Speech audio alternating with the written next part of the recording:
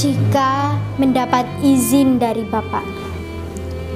Awal tahun 1900. Kepada Nyonya Ovingsur. Ibu sudah tahu betapa hati kami senantiasa ingin akan pergi ke Eropa. Tadinya sudah kami padakan akan belajar di sini saja, karena Eropa tiada akan tercapai oleh kami. Tahun yang lalu sedianya kami sudah berbesar hati benar akan pergi ke Betawi. Sungguh pun, ketika itu angan-angan kami masih melayang-layang ke Eropa jua. Kami hendak memohonkan kepada pemerintah Hindia mengirimkan kami ke negeri Eropa dengan belanja negeri. Rukmini akan belajar menggambar dan melukis patung, supaya di kemudian hari dapat memberikan tenaga menghidupkan lagi seni Hindia ini.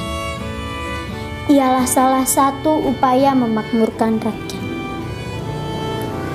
Adikku yang seorang lagi akan belajar di sekolah rumah tangga, supaya di kemudian hari dapat mengajarkan kepada gadis-gadis yang bakal jadi ibu.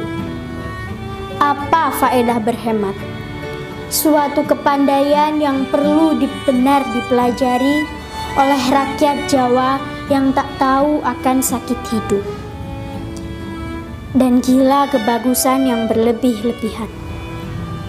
Dan aku sendiri akan belajar jadi guru, supaya di kemudian hari dapat mengajarkan kepada gadis-gadis yang bakal jadi ibu itu lain daripada pengetahuan. Pun juga arti kasih dan adil seperti sudah kami ketahui oleh karena orang Eropa.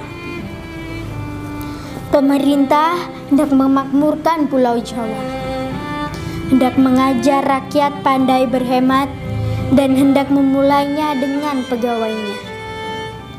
Apakah gunanya memaksa orang laki-laki menyimpan uang, jika perempuan pemegang rumah tangga tiada tahu akan harga uang itu? Pemerintah hendak memajukan, mencerdaskan orang Jawa, dan dimulainya memaksa lapisan atas, ialah lapisan bangsawan belajar bahasa Belanda. Bukankah sekarang, bila hendak mengangkat seseorang dari lapisan itu jadi antenar, kepintaran orang itu sudah diperhatikan benar-benar. Tetapi sudah cukuplah bila hanya ada kecerdasan pikiran itu saja. Bila dengan sebenarnya hendak memajukan peradaban, maka haruslah kecerdasan pikiran dan kecerdasan budi sama-sama dimajukan. Dan siapakah yang lebih banyak dapat berusaha memajukan kecerdasan budi itu? Siapakah yang lebih banyak dapat membantu mempertinggi derajat budi manusia? Ialah perempuan, ibu. Karena pada haribaan si ibu itulah manusia belajar merasa, berpikir, berkata. Dan didikan yang pertama-tama sekali pastilah sangat amat berpengaruh bagi penghidupan seseorang. Alangkah banyaknya tenaga yang sekiranya boleh berguna dan membawa rahmat bagi tanah dan bangsa, tinggal tiada terpakai oleh karena orang yang empunya tenaga itu, oleh karena congkak dan angkuhnya tiada sutih mempergunakannya. Orang bangsawan itu lebih suka papa dan menanggung sengsara. daripada baik hidupnya, tetapi harus bekerja tiada berpayung keemasan, melindungi kepalanya yang bangsawan itu. Segala barang yang tiada dilindungi oleh barang yang sangat diingininya itu, yang tiada ditudungi payung keemasan. Hinalah bagi seorang bangsawan itu. Sementara waktu ini, alangan yang terutama harus kami hilangkan ialah alangan yang ada di rumah kami sendiri. Dan kami pun akan merasa girang sekirang-girangnya jika mendapat izin dari Bapa. Aduh, alangkah pedihnya, sedihnya rasa hatiku menjadi seorang anak gadis Jawa, sedang dia ada berperasaan halus. Ibu bapakku, kasihan, kasihan. Nasib celaka manakah yang memberikan kami ini kepadanya jadi anaknya? Kami hendak mencari perhubungan dengan laki-laki kaum kami yang terpelajar dan berhaluan kemajuan. Hendak mencoba bersahabat dengan dia. Lagi pula akan mencoba mendapat bantuannya.